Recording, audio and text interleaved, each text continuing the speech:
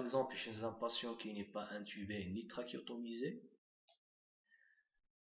dans un service de réanimation, et qui n'est pas capable de tousser, qui n'est pas capable d'extérioriser des sécrétions, il risque d'être encombré, on peut aspirer le patient toutes les 4 heures. Je sais que c'est une discordance un petit peu avec ce que j'ai déjà dit. J'avais déjà dit que l'aspiration n'est pas un geste planifiable, mais certaines fois ou quelquefois, surtout chez ce type de patients qui n'ont pas les voies inférieures, les voies aériennes inférieures protégées, il y a un risque de contamination pulmonaire par la flore ORL. Donc la flore qui est présente dans la sphère ORL risque d'infecter et de contaminer les poumons, risque de passer à travers les voies aériennes inférieures. Donc il faut à chaque fois, au minimum, toutes les 4 heures, aspirer le patient afin d'éviter cette surinfection.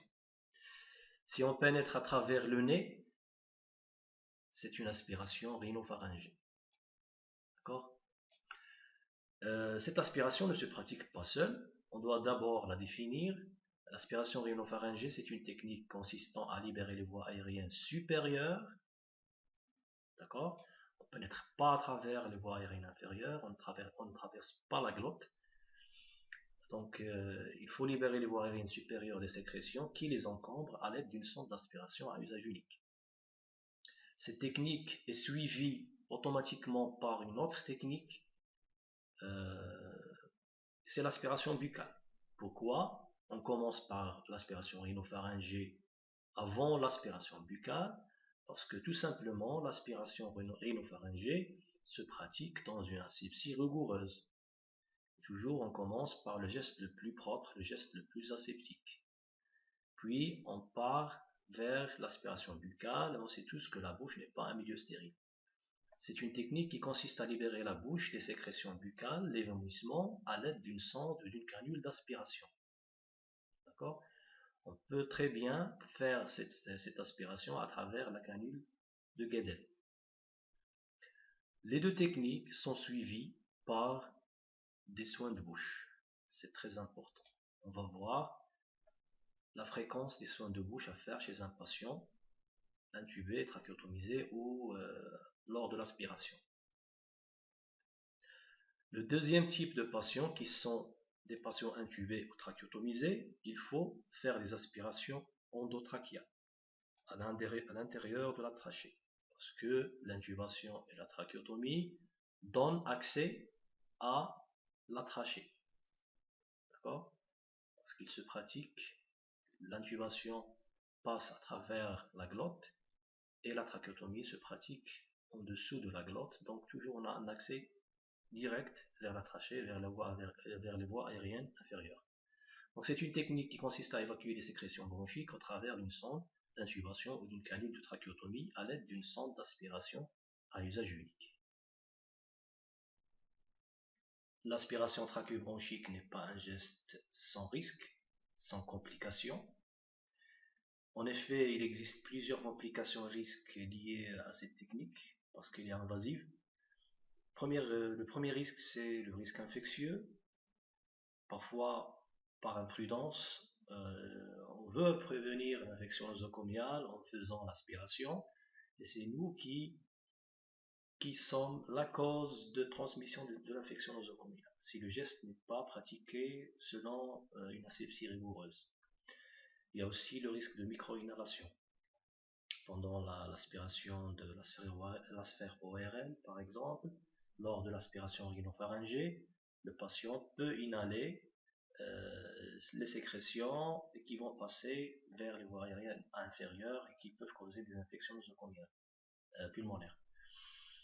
Il y a des risques respiratoires, l'hypoxie liée à la baisse de la FiO2, parce que le patient va perdre sa réserve d'oxygène, surtout si on prolonge la durée de l'aspiration. C'est pour cela qu'il faut préoxygéner le patient et qu'il ne faut pas agrandir le délai de l'aspiration trachéobronchique. On a dit que c'était entre 15 et 20 secondes.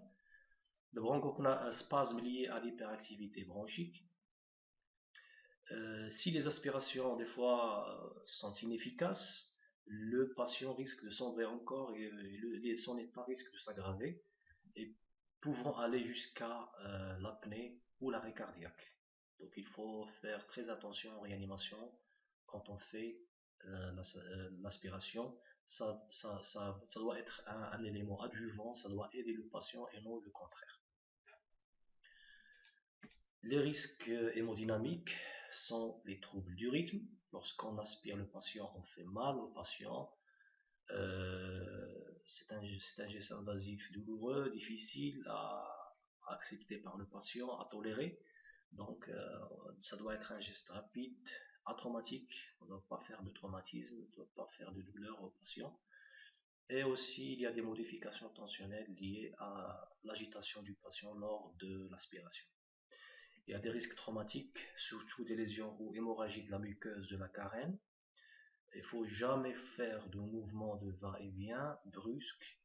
Le geste de l'aspiration doit se faire en une seule introduction et une seule sortie de la sonde. Il ne faut pas faire de gestes de va-et-vient qui peuvent causer des lésions hémorragiques de la muqueuse. Il faut aussi prendre en considération, il faut prendre des précautions si traumatisme facial. Normalement, c'est une contre-indication à l'aspiration rhinopharyngée. Traumatisme et saignement, surtout ces 6 traitements par anticoagulant ou thrombopénie. Il faut toujours lire le dossier du malade et connaître son histoire de maladie, le traitement qu'il prend. S'il prend des anticoagulants, nous devons être très très prudents lors de l'aspiration. Aussi, le dernier risque, c'est le risque d'extubation du patient lors de l'aspiration. C'est pour cela que toujours il faut s'assurer que le ballonnet est bien gonflé et que la sonde d'intubation est bien attachée. Pour les dispositions générales d'entretien du matériel chez un même malade, le flacon d'eau stérile de rinçage bétadiné, échangé au moins toutes les 24 heures, surtout le matin, devra figurer sur le flacon la date et l'heure de l'ouverture du liquide de rinçage. C'est important pour que les équipes puissent faire les soins dans une continuité correcte. D'accord, l'étiquetage est important. Le tuyau d'aspiration du manomètre au bocal est changé une fois par semaine. Ici, du manomètre au bocal. Quant au tuyau d'aspiration qui vient du bocal vers le patient, il est changé tous les matins. Et on n'utilise jamais le même flacon, le même bocal et le même tuyau pour d'autres malades. L'extérieur du réceptacle des bocaux d'aspiration est nettoyé tous les jours lors du ménage par essuyage humide. L'extérieur du manomètre vide, répondant aux normes CE de la Commission européenne, est nettoyé tous les jours lors de l'entretien de la chambre. Finalement, pour que notre aspiration soit efficace, on doit se fier à certains critères. Si on ne visualise aucune sécrétion, c'est que soit le patient n'est pas encombré et qu'on a fait une aspiration selon une mauvaise décision, soit qu'on n'a pas fait une bonne aspiration. Donc on doit toujours visualiser des sécrétions. Disparition des signes d'encombrement qui ont justifié le recours à l'aspiration. S'ils disparaissent, c'est que notre aspiration est efficace. Je vous rappelle qu'il faut toujours noter les signes d'encombrement au début, noter aussi les paramètres vitaux avant l'encombrement, avant l'aspiration, pour pouvoir les comparer avec les nouveaux paramètres après l'aspiration. Cette comparaison nous permet de savoir si on a été efficace ou pas. Le patient retourne à la ventilation facile. C'est l'un des critères. Et aussi, le patient retrouve une meilleure coloration des téguments. Pour pouvoir juger de la qualité des aspirations, si votre aspiration est rapide, si elle est inférieure à 15 à 20 secondes, si vous pouvez même faire 10 secondes, c'est meilleur. Donc c'est une aspiration de qualité. Si elle est pratiquée dans les meilleures conditions d'asepsie, c'est une aspiration de qualité. Si vous pouvez faire cette aspiration sans traumatiser le patient, c'est très bien.